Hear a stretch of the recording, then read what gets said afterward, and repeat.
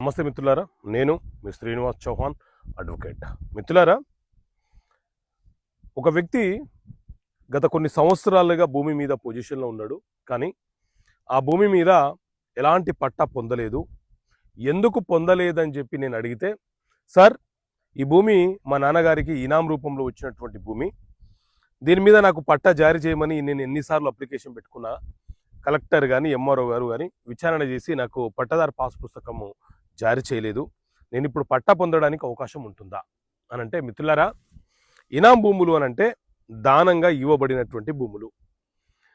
తెలంగాణ ప్రాంతంలో భూస్వాములు, పెత్తందారులు, పట్వారీ వ్యవస్థ ఉన్నప్పుడు చాలామంది ఆయా కుల వృత్తుల వారు వీరి వద్ద పనిచేసేవారు. వీరికి సేవ చేసినందుకు గాను వీరి పేరు మీద ఉన్నటువంటి పొలాలలో కొంత పొలాన్ని రిజిస్ట్రేషన్ చేయకుండానే